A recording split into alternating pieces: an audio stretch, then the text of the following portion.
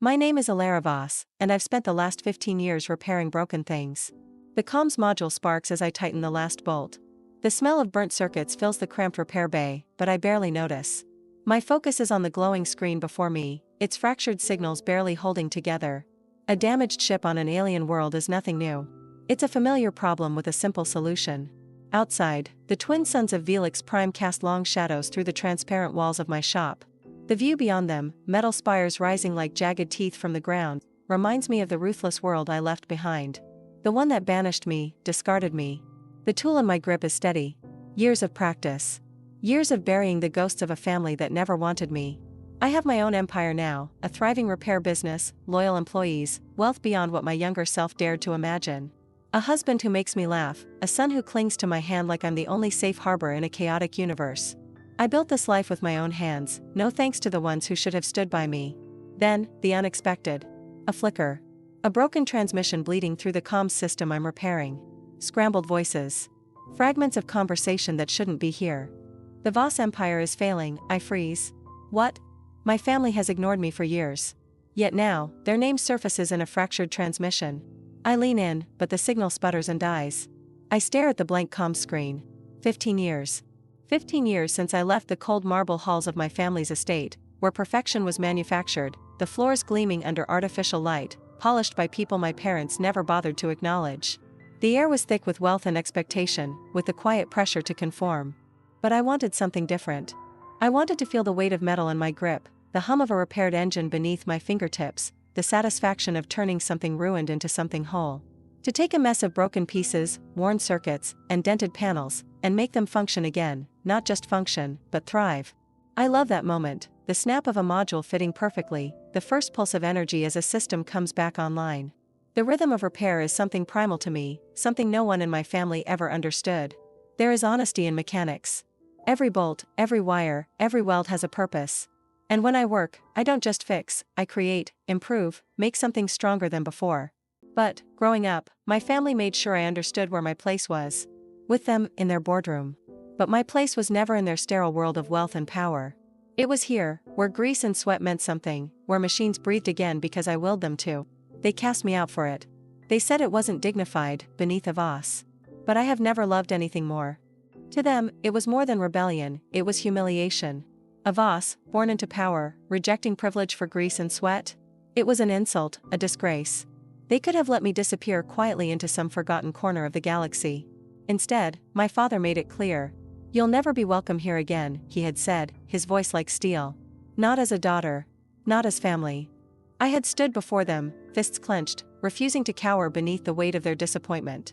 Fine, I had said, then I'll build my own life. And I had.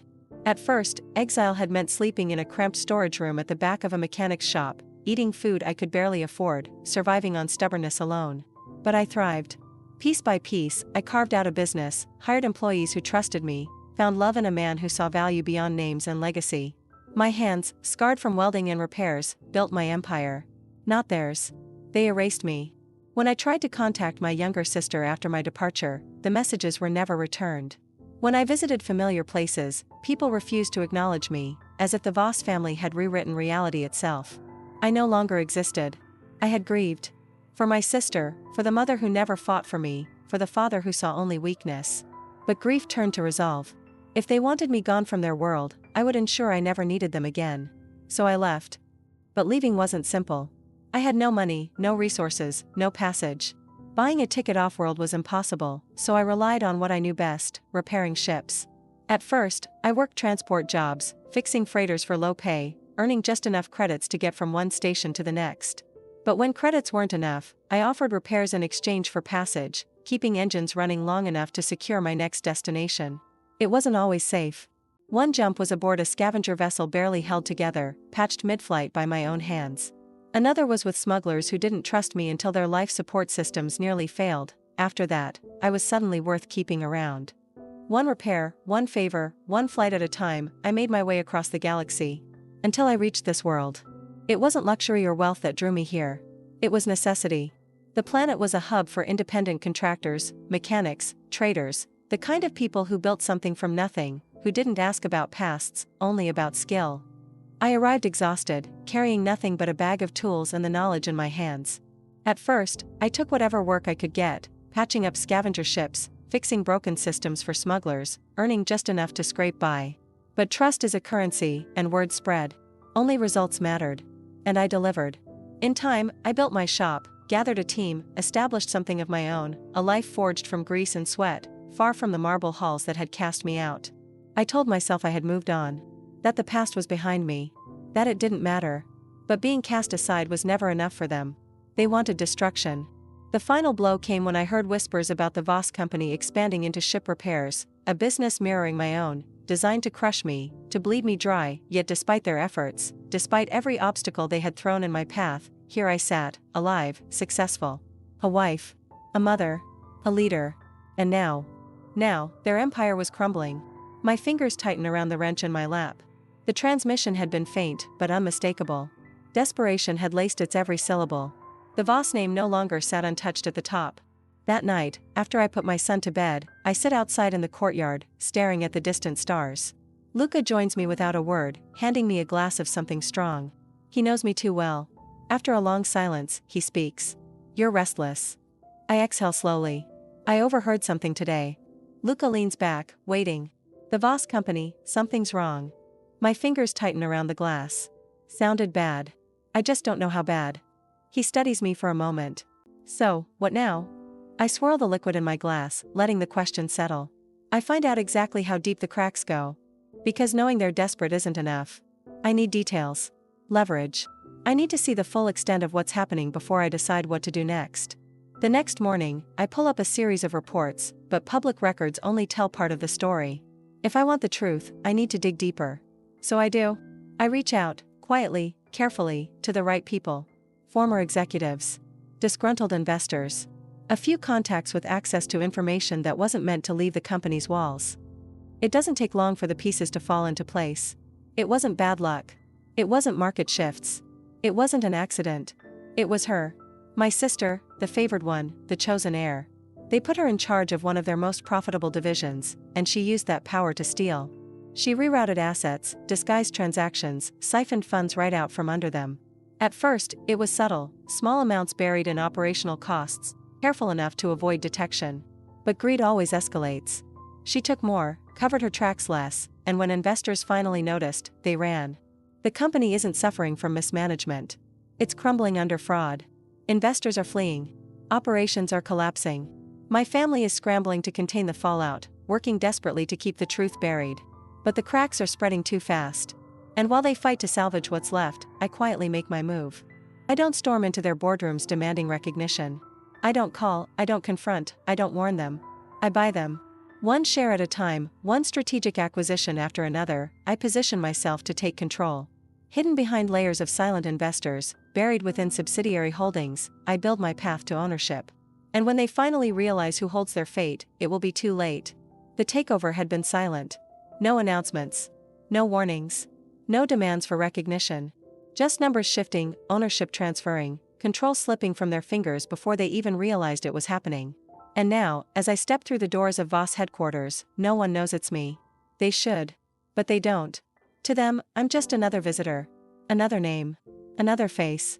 A presence they barely register. The building is a hollow shell of its former glory. The pristine lobby that once gleamed with opulence now feels faded, the gold accents dulled.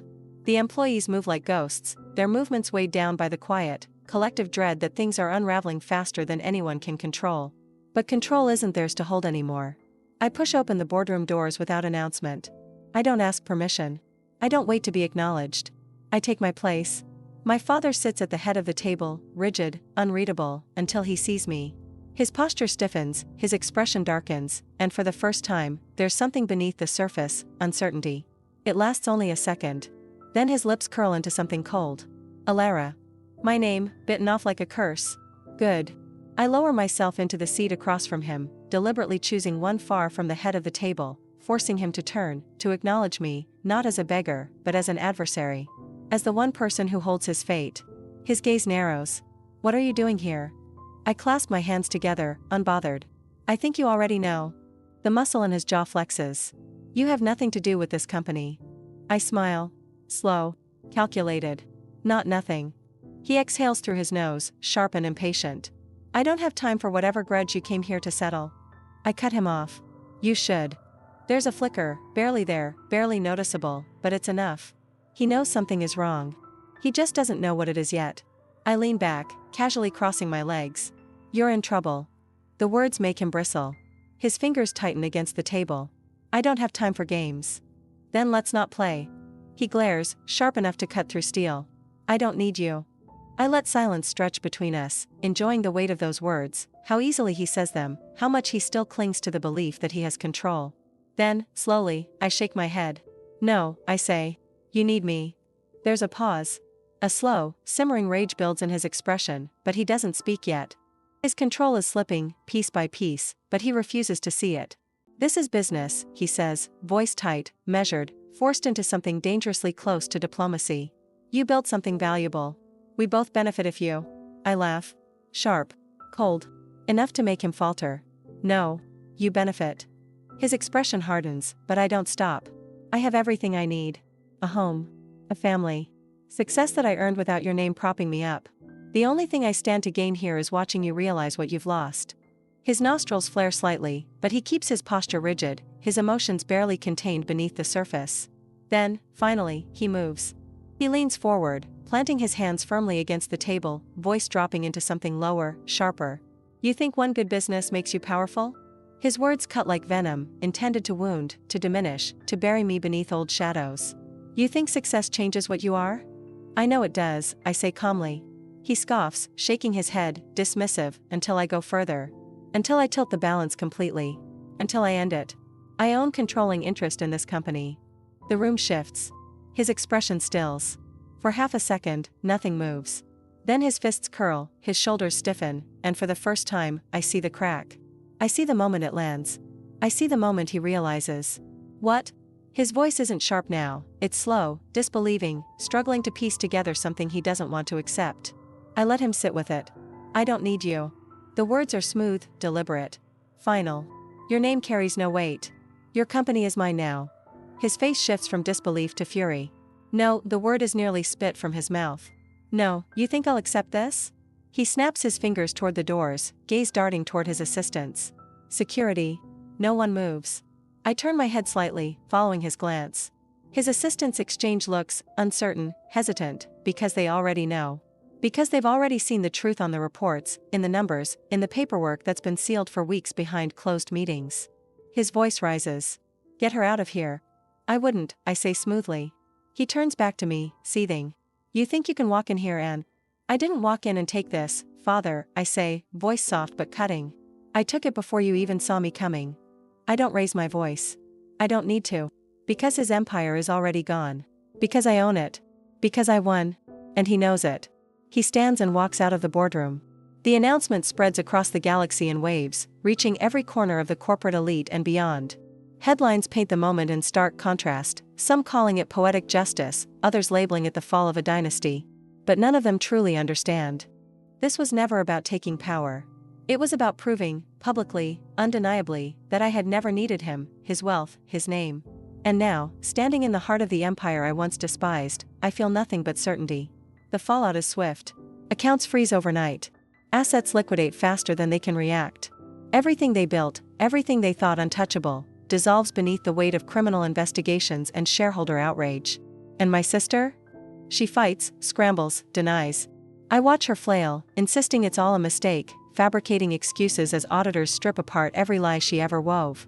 But there is no saving her. There is no cover-up strong enough. When the warrants come, when the formal charges hit the news feeds, she vanishes. Not arrested. Not tried. Just gone. Coward. My father refuses to believe it, refuses to acknowledge that his legacy is gone. He lashes out, tries to call in favors, threats, old alliances that no longer exist. The calls stop being answered. The messages go ignored. The people who once begged for his approval now step away, distancing themselves from the ruin of his empire.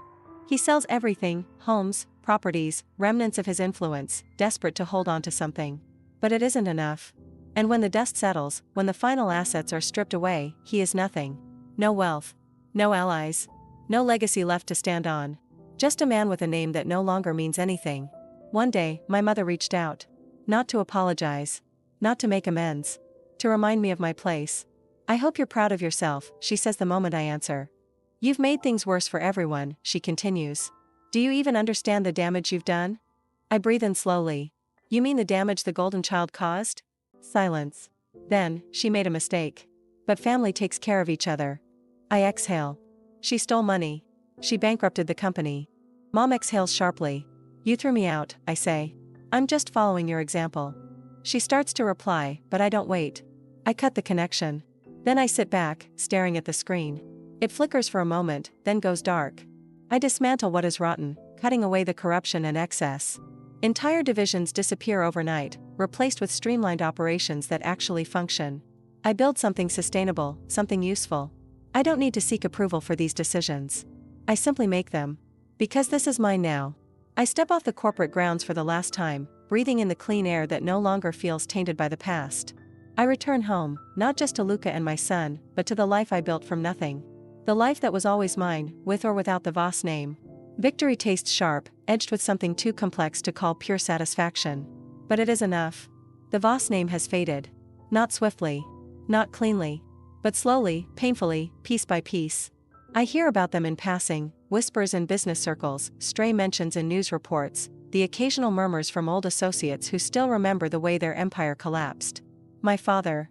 Once a man who commanded entire industries with a single word, now reduced to a job that barely pays him enough to survive. A mechanic. The irony isn't lost on me. The man who built an empire off the backs of others, who treated laborers as tools, now fixes engines for men who wouldn't have been allowed in his boardrooms. I wonder if he thinks about me when he works.